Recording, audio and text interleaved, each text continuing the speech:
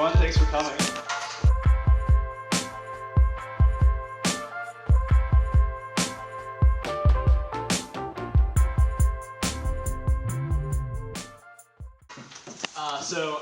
My name is Charlie Fraioli. I'm an undergraduate student here at Cornell, and I'm going to be moderating this amazing panel that we have here with three very talented musicians and also very prestigious academics.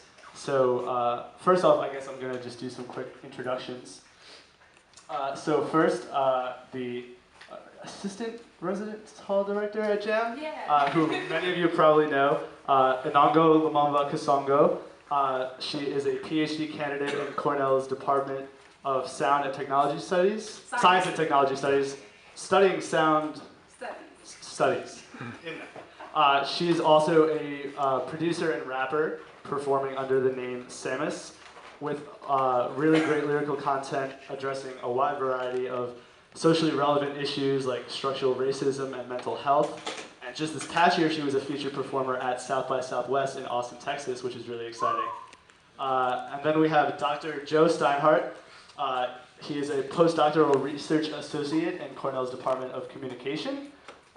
He's also the co-founder of Don Giovanni Records, which is an independent record label based in New Brunswick, New Jersey. And their focus is on putting out quality, culturally significant releases. He also performs in a solo acoustic project under the name Modern Hut.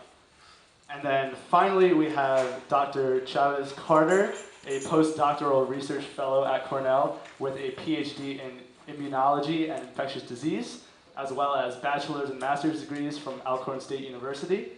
He performs as a DJ called DJ TH3RD Degree, which is a name inspired by his achievements in the academic world.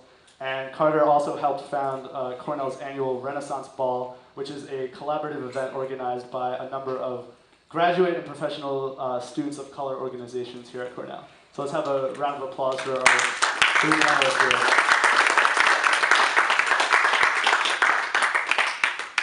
So I guess to start off with a pretty simple question, how did you first get started in making music or getting involved in the music industry? And when that happened, was it a hobby, or did you always intend for it to kind of be something that you want to pursue a little more seriously, a bit more professionally? I think the three of you can just jump in and chime in as you want. So. We don't actually need the microphone, but as you may have noticed, but we can use it. I don't know what's your preference. I think, can you guys hear me? Because I know you're getting sick, so if you want to use it to project so you don't have to destroy your voice. It'll look better in pictures, though. We'll Yeah, more pictures. So yeah, we can hold it just for pictures. So yeah, sure. Pass it down.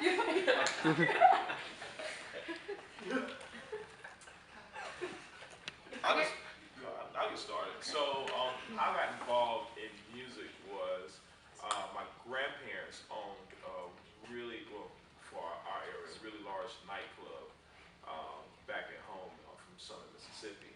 And if you've ever been in a family business, you understand the dynamics of you have to learn every aspect of that business. So you have to learn the front of the house, accounting, janitorial work, and also, I didn't like any of that, but I didn't mind. Wait a second. Can you use the microphone actually? Because we're recording this, okay. So I want to make sure that we can catch everything you're saying. Sure, but I didn't like any of that stuff. So I didn't mind doing some of what I could call the fun stuff, which was the DJing. And fortunate for me, my cousin, this family business, so my cousin was the DJ.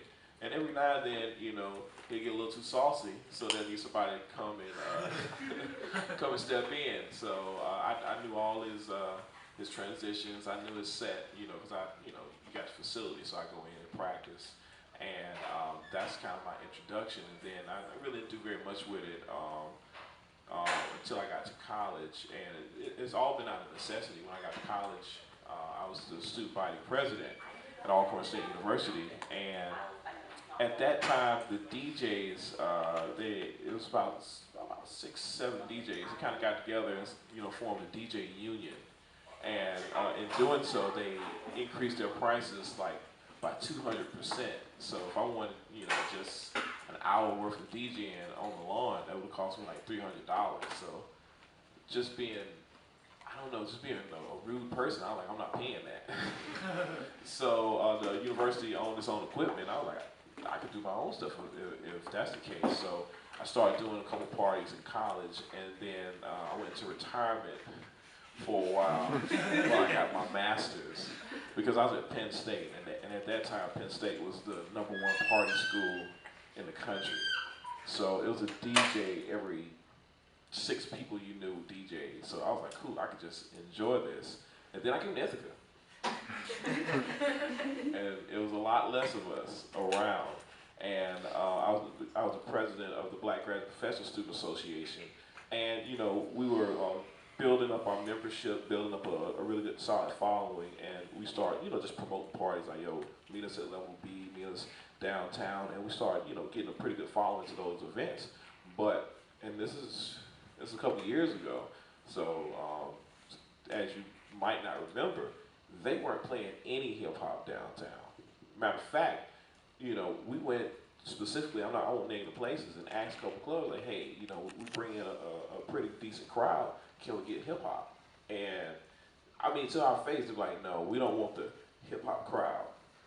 So, so we would have, you know, parties with a bunch of us, and we couldn't hear any music that we really wanted to hear. So we went to a club that was pretty new at the time, and it was looking for business, and we went to them and said, listen, I can fill this place up Saturday, but I just want to play what I want to play. And, you know, the owner was like, I don't care if you don't play any music. If you can fill it up, bring the people here. So that's what we did. We went in there with, we didn't have any equipment. We went in there with just 3 laptops, and, you know, we were switching from plug to plug, so the transitions was really sloppy, but we were really excited just to be able to play the music we really wanted to hear. And, you know, we wanted to turn up to what we wanted to turn up to.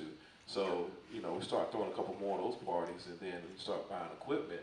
And before you know it, you know, we had built up a substantial following of folks that wanted to, you know, I guess it was other people that wanted to turn up and get a little ratchet every now and then.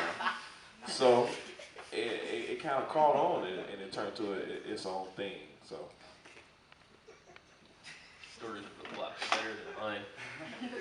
I guess I was always just kind of going to, concerts, or mostly like local house shows when I was in high school. And then when I was in college, I started a band, and then I wanted to just put out my own band's records. A lot of the bands that I really looked up to were just putting out their own music. And I did that, and then I had all these friends from kind of the same scene that I had come out of with my, you know, New Brunswick.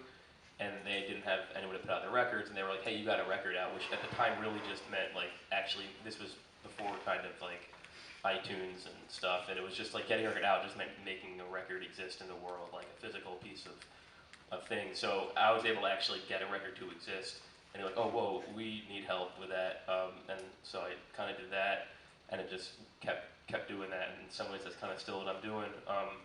And so it very much started as a hobby, and I didn't really have plans to do anything really serious with it for about 5 years. I'm just kind of doing it for fun with my friends. And so, yeah. And in terms of my relationship with music, I didn't really have intentions of doing that much with it. Like, I started off producing music through the program MTV Music Generator. Some of you might know it. It's like a PlayStation game. And I wanted to eventually make music for like a cartoon or a video game, but I didn't know how to animate, and like I didn't know how to program. So I was like, I'll just do the music part of that, and hopefully I'll meet up with people who can make those things happen. And then one summer, my older brother showed me how to use the software Reason, which is a digital audio workstation. And after that, I was super empowered because you can't export tracks on the PlayStation game. So this was the first time that I had music that I had made that I could listen to and put on a CD and like put in the car and make my parents listen to. And, and I think that feeling, like you were talking about, having that kind of physical record, it like changed a lot for me. And I felt like, oh, this is cool. I kind of want to keep doing this a little bit.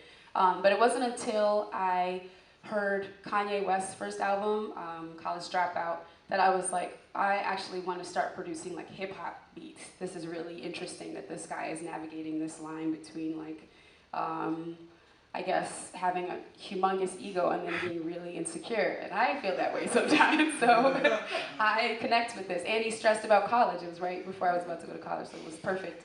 And so that's when I first started, I think, thinking about like hip hop. And then to conclude, sorry, I'm not trying to ramble too much.